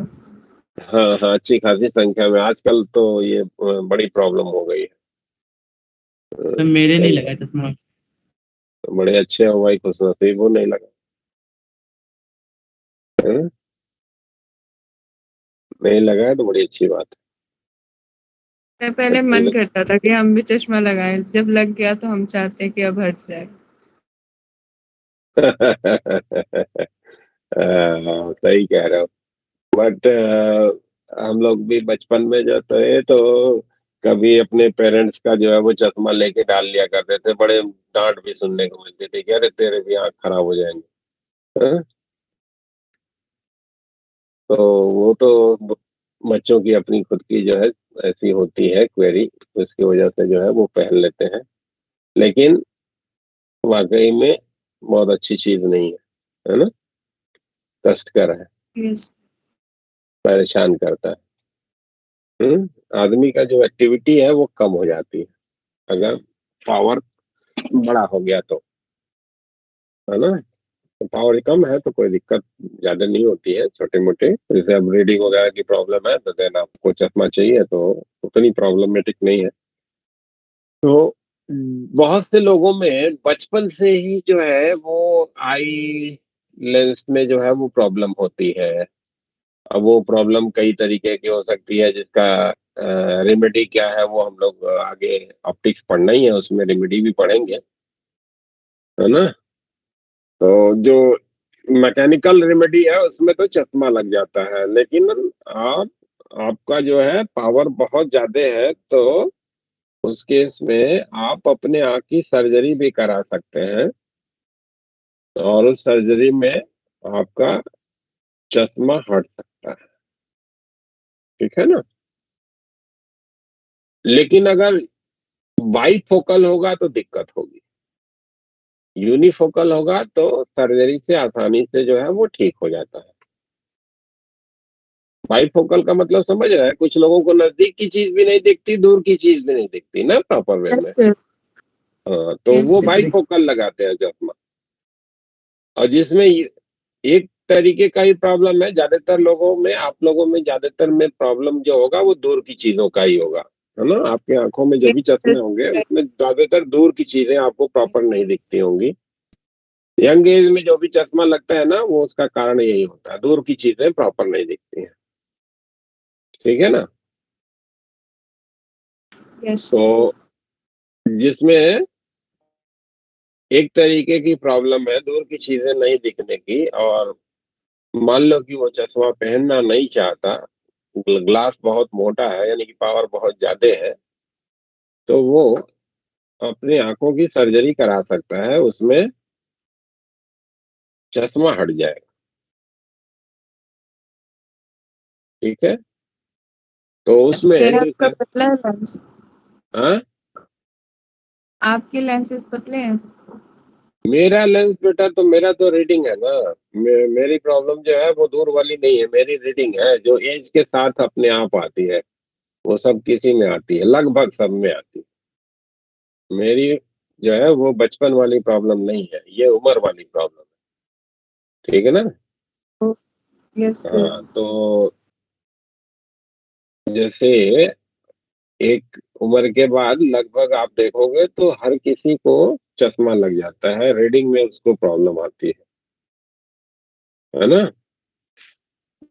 उसका कारण होगा जो आगे चल के बताएंगे कि क्यों होता है ना। जब नजदीक की चीज को देखते हो तो आपकी जो मसल्स है वो लेंस को दबाती है? और दबा करके उसका फोकल लेंथ को जो है वो छोटा करती है। ठीक है। अब एक उम्र के बाद जो मसल्स हैं वो सबकी वीक होती हैं, है ना। तो आई लेंस से अटैच जो मसल्स हैं जिसको सेलरी मसल बोला जाता है, वो मसल्स भी वीक होती हैं, तो उस वजह से वो उतना प्रेशर नहीं एक्सर्ट कर पाती जिससे कि फोकल लेंथ इतना छोटा हो कि वो नजदीक की चीज प्रॉपरली जो है उस फोकस हो जाए उसके रेटिना पे। ठीक है, कोई भी चीज देखना चाहते हैं तो लेंस से रेटिना पे फोकस होना चाहिए उसका, है ना। जो इमेज बनना चाहिए वो रेटिना पे, रेटिना से आगे या पीछे बनेगा इमेज तो वो चीज प्रॉपर नहीं दिखेगी। ठीक है, एग्जैक्टली रेटिना पे बनेगा, प्रॉपर विजन बनेगा। और अगर उससे अंदर बनेगा, उसके बाहर बनेगा, तो उस केस में वो ऑब्जेक्ट का नहीं दिखता है हमको। ठीक है ना, या ब्लर दिखता है। अगर थोड़ा बहुत आगे पीछे रहेगा तो ब्लर दिखेगा। तो अगर प्रेशर नहीं एग्जर्ट कर पा रही है मसल्स तो उस केस में आपके आई में ये डिफेक्ट हो जाएगा। तो उसके लिए क्या है, एक कॉन्वेक्स लेंस आपके आंख के सामने लगा दिया जाएगा। वो कॉन्वेक्स लेंस क्या करेगा कि जो चीज रेटिना के बाहर जाके फोकस हो रही थी उसको रेटिना पे फोकस करा देगा। तो इसीलिए आप टेस्ट कराने जाते हो ऑप्थेल्मिस्ट के पास, है ना। तो वो चेक करके बताएगा किस पर्टिकुलर लेंस के लिए आपका आई जो है वो करेक्शन हो सकता है।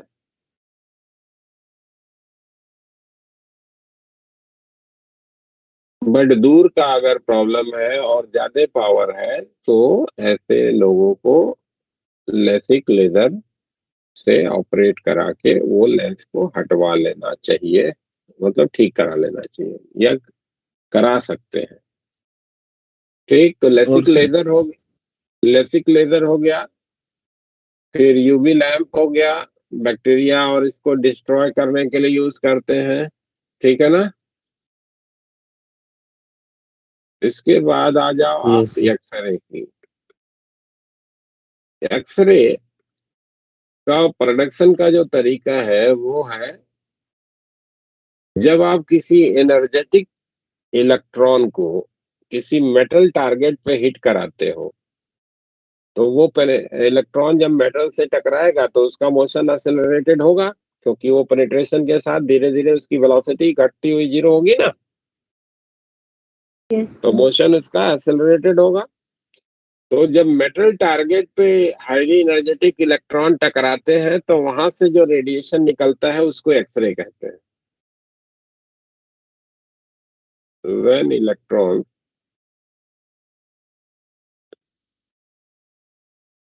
strikes on metal target, X-ray are produced।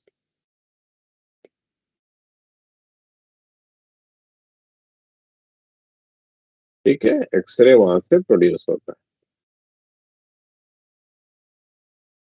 इसका वेवलेंथ अल्ट्रावायलेट के कंपैरिजन में छोटा है, हाई पेनिट्रेटिंग पावर है, इवन की फ्लैश को भी जो है वो पेनिट्रेट कर सकता है, बट ये इतना पेनिट्रेटिंग पावर नहीं है कि वो आपके हड्डियों को पेनिट्रेट कर सके, ठीक है ना। बोन की डेंसिटी ज्यादा होती है तो बोन का पेनिट्रेशन नहीं कर पाता। इस वजह से अगर बोन में कहीं कोई डिफेक्ट आ गया, कहीं से टूट गई या कहीं कोई तरीके का प्रॉब्लम है, तो आप एक्सरे एग्जामिनेशन करवाते हो, ठीक है। तो वो बोन Yes, का sir. फिगर बन के आ जाता है उस पे। जहाँ पे एक्सरे नहीं पहुंची क्योंकि पीछे फोटोग्राफिक फिल्म रख दिया और सामने से आपने एक्सरे डाला, तो जहां जहां बोन होगी उसको पेनिट्रेट नहीं करेगा तो उसका व्हाइट स्पॉट मिलेगा, और जिधर से पेनिट्रेट करके निकल गई उधर में आपको उसकी फॉगिंग दिख जाएगी, ठीक है ना। Okay, sir. तो Yes. फोटोग्राफिक फिल्म का यूज करके आप डिटेक्शन कर सकते हैं कि बोन में कहीं कोई प्रॉब्लम तो नहीं है, ठीक है। इवन कि ये अगर एक्सरे का वेवलेंथ बहुत छोटा वाला यूज करा जाए तो ये मेटल को भी पेनिट्रेट करती है। तो मेटल में अंदर में कहीं कोई जो है डिफेक्ट है तो उसको जज करने के लिए भी आप एक्सरे को यूज करते हैं। एक्सरे का जो वेवलेंथ रेंज है वो लगभग जो क्रिस्टल में एटम्स या मॉलिक्यूल्स की पोजीशनिंग होती है लगभग उसके बराबर की होती है, ठीक है। तो क्रिस्टलोग्राफी में भी इसका यूज करा जाता है ना।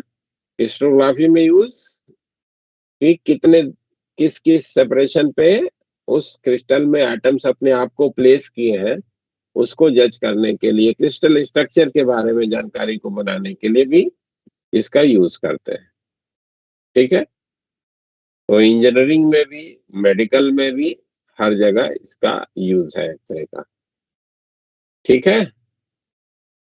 Yes, sir. Yes, sir. और लास्ट जो सबसे छोटी वेवलेंथ है वो है आपकी गामा रे,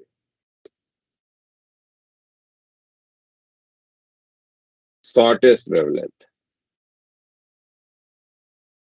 शॉर्टेस्ट वेवलेंथ की जो हमारी इलेक्ट्रोमैग्नेटिक वेव है वो आपकी गामा रेडिएशन। और ये गामा रेडिएशन कैसे इमिट होती है, जैसे आप पढ़े हैं कि एटम्स में जो है वो डिफरेंट एनर्जी स्टेट होता है ना, उसी तरीके से न्यूक्लियस के अंदर में भी जो प्रोटॉन और न्यूट्रॉन्स होते हैं वो भी अलग अलग एनर्जी स्टेट में होते हैं, और उसमें भी अलग अलग एनर्जी स्टेट होता है, ठीक है। लेकिन जो एटम में एनर्जी स्टेट है इलेक्ट्रॉन का वो कुछ इलेक्ट्रॉन वोल्ट में आपको मिलता है ना। एटम का एनर्जी स्टेट का जो डिफरेंस है वो इलेक्ट्रॉन वोल्ट में आपको मिलता है, या अधिक से अधिक किलो इलेक्ट्रॉन वोल्ट में मिलेगा। लेकिन न्यूक्लियस के अंदर Yes. में जो एनर्जी स्टेट है उसमें एनर्जी लेवल का जो डिफरेंस है वो मेगा इलेक्ट्रॉन वोल्ट में। तो जब एक एक्साइटेड स्टेट का जो न्यूक्लियस है वो ग्राउंड स्टेट में जंप करता है तो जो डिफरेंस ऑफ एनर्जी है वो गामा रेडिएशन के रूप में इमिट होती है। When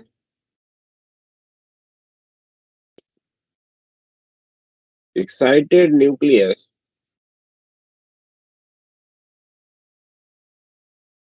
jumps to lower energy state,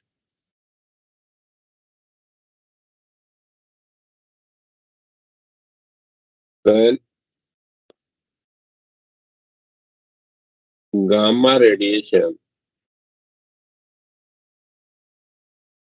are emitted,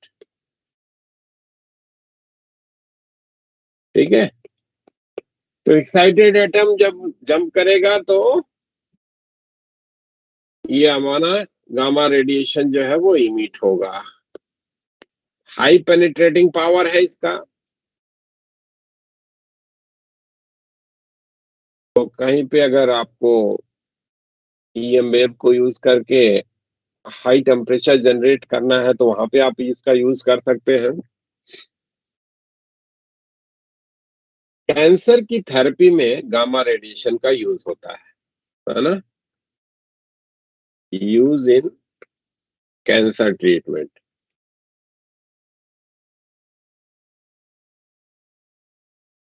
सुनते होंगे आपकी किसी को कैंसर हो गया तो उसकी सेकाई होती है ना।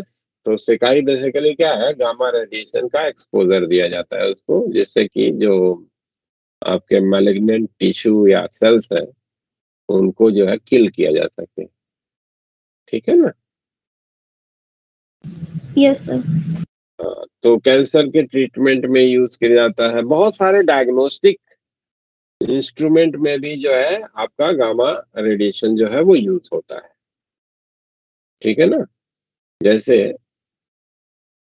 कभी बॉडी के अंदर में कोई पर्टिकुलर जो है वो वेन्स में, या इवन ज्यादातर जो है आप देखोगे तो किडनी की जो है उसके वर्किंग में का यूज जब आपको समझना होता है कि किडनी फंक्शनिंग प्रॉपर है कि नहीं, तो वहां पे जो है जो इंस्ट्रूमेंट यूज करा जाता है उसमें गामा रेडिएशन जो है वो यूज करी जाती है। ठीक है? तो ये हो गया आपके इलेक्ट्रोमैग्नेटिक वेव का जो है वो इंफॉर्मेशन कंप्लीट। ठीक। अब आप अपनी कुछ क्वेरीज अगर आपकी हैं तो उसको बताइए, उसको कर लिया जाए तो फिर आगे आगे हम लोगों को पढ़ना है ऑप्टिक्स। इसमें कुछ बनाया है, इसमें ईएम वेव में करा है कुछ आप लोगों ने?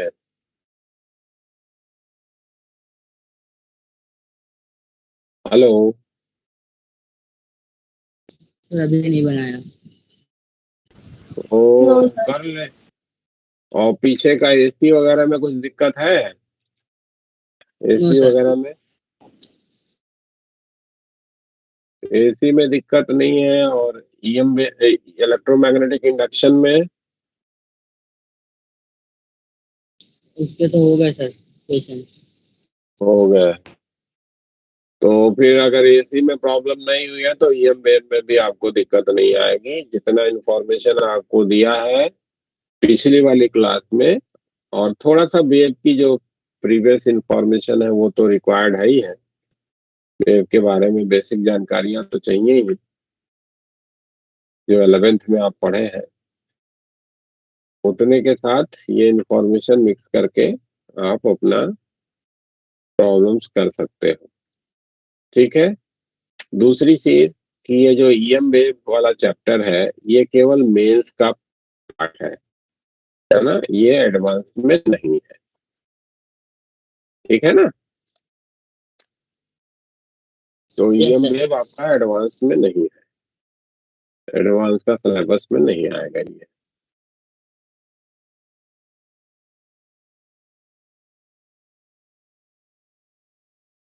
बुकलेट में से कुछ बताए क्वेश्चन?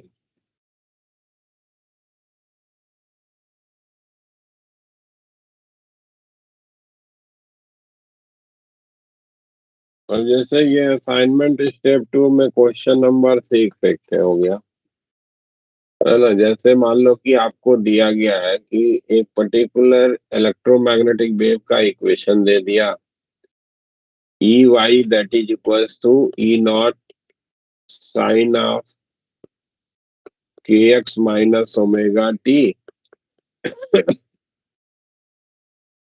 और B z equals to B naught sine of k x minus omega t. ठीक। ये दो वेरिएशन दिए गए, तो ये इलेक्ट्रोमैग्नेटिक वेव का इलेक्ट्रिक फील्ड और मैग्नेटिक फील्ड के रूप में रिप्रेजेंटेशन बन गया। अब इसमें आपको कई सारे एक्सप्रेशन ऑप्शन के रूप में दिए गए हैं, जिसको वर्कआउट करने का तरीका क्या है? आपको मालूम है कि इन दोनों के amplitude E naught B naught के हैं, तो वेव वेलोसिटी कितनी होगी भाई? E naught by B naught. E naught by B naught. और वेव के इक्वेशन को अगर याद करें तो वहां से वेव वेलोसिटी को लिखने का क्या तरीका होता है? ओमेगा बाई के। Yes sir. वेव इक्वेशन से, है ना? टी का जो मल्टीप्लायर है डिवाइडेड बाई एक्स का जो मल्टीप्लायर है वो आपका वेव स्पीड होती है। तो E naught by B naught ये ओमेगा बाई के से इक्वल कर देंगे तो आपको E naught into k that is equal to v naught into omega मिल जाएगा। तो ये आपका एक ऑप्शन हो जाएगा जो कि करेक्ट हो जाएगा चूज करने के लिए, है ना? तो इस Yes, तरीके से आपको प्रॉब्लम इसमें गिवन है। ये तो 6 नंबर हो गया, फिर यहाँ लगा जाओ आगे।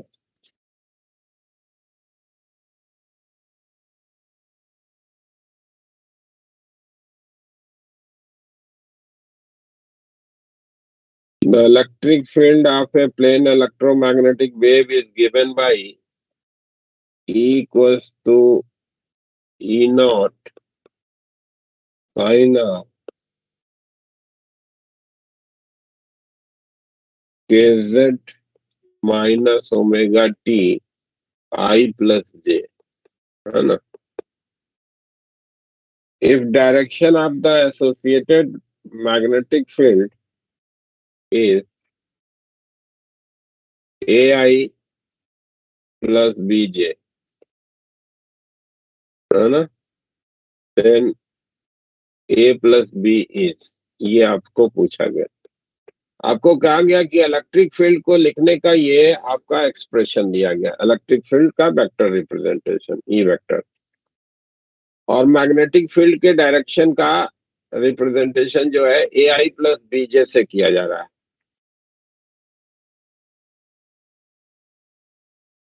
यानी कि मैग्नेटिक फील्ड के डायरेक्शन का रिप्रेजेंटेशन है ए आई प्लस बीजे से। तो आपको बताना है कि ए प्लस बी की वैल्यू क्या हो। तो जानकारी आपको क्लियर है भाई कि इलेक्ट्रिक फील्ड और मैग्नेटिक फील्ड दोनों एक दूसरे के परपेंडिकुलर होते हैं भाई। Yes sir, dot product zero हो जाएगा। डॉट प्रोडक्ट करके इनको जीरो कर देना है ना। तो आपके पास इंफॉर्मेशन है कि i plus j electric field direction का वेक्टर का हमने रिप्रेजेंटेशन केवल ले लिया, और dot a i plus b j ये तुम्हारा जीरो होना चाहिए। यानी कि ए प्लस बी की वैल्यू क्या होनी चाहिए, जीरो होनी चाहिए। ठीक है ना। Yes sir. हाँ, ठीक है। Yes sir. देखिए प्रीवियस ईयर में आया हुआ क्वेश्चन भी देख लो।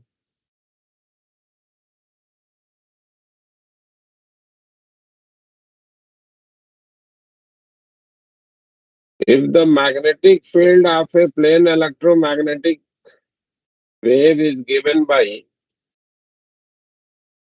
ये मैग्नेटिक फील्ड को लिखा गया B equals to 100 into 10 to the power minus 6 sine 2 pi into 2 into 10 to the power 15 t minus x by c,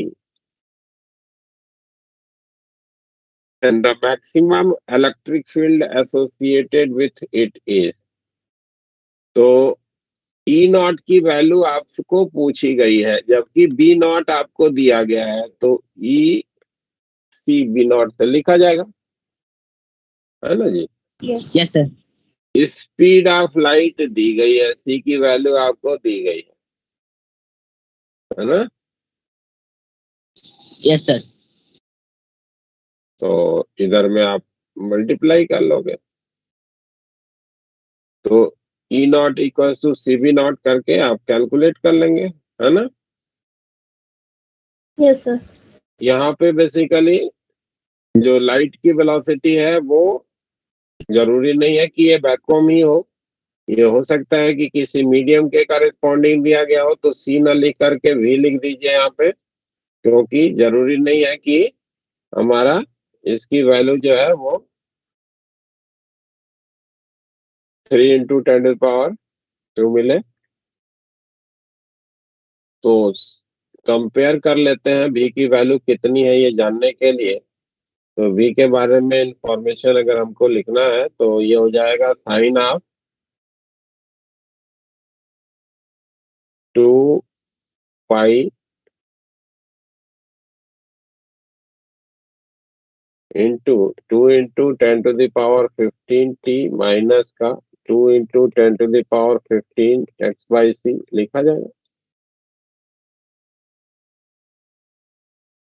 तो ओमेगा की वैल्यू आपको पता हो गई 2 पाई इंटू 10⁻15 और के की वैल्यू हो गई 2 pi into 2 into 10⁻15 divided by c. तो ओमेगा बाई सी के बराबर ही है यहाँ पे तो कोई प्रॉब्लम नहीं, सी ही है इस पर्टिकुलर प्रॉब्लम में। तो v यहाँ पे c हो जाएगा, v equals to c that is equals to 3 into 10⁸। तो बेसिकली हमको ये जो v नॉट दिया गया है उसमें 3 इंटू 10⁸ मल्टीप्लाई कर देना। तो that will give you the EMF peak value of electric field. ठीक है, फिर ओमेगा और Yes, के sir. निकालें। ओमेगा और के निकाले ये चेक करने के लिए कि v जो है वो c के अलग है क्या। तो ओमेगा बाई के से लिखा जाता है ना, ओमेगा बाई के कर दे रहे हैं तो c ही मिल रहा है हमको, यानी कि v जो है वो c के बराबर ही है। तो किसी मीडियम में हो सकता है प्रॉब्लम आपको ऐसा मिले जिसमें v जो है वो अलग हो as comparison to c। Yes.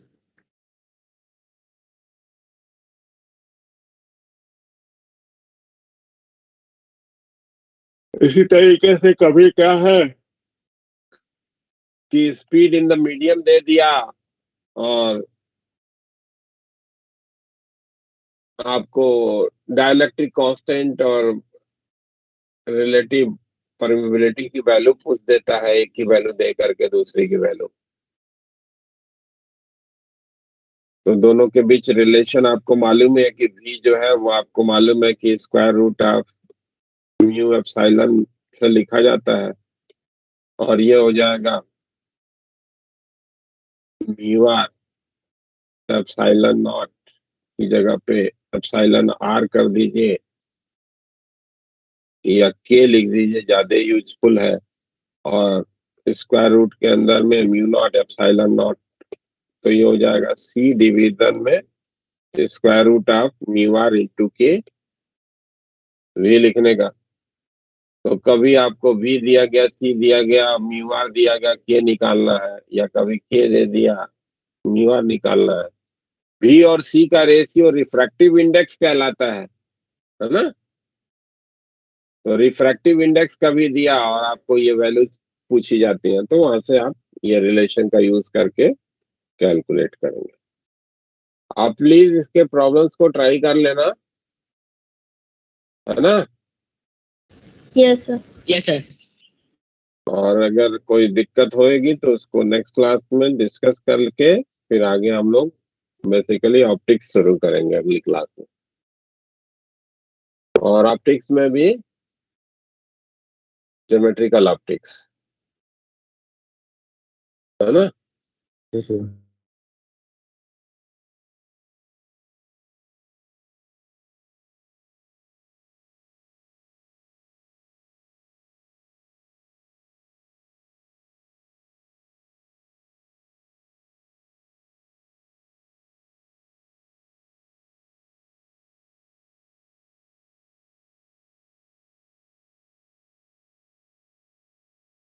Thank you sir. Okay.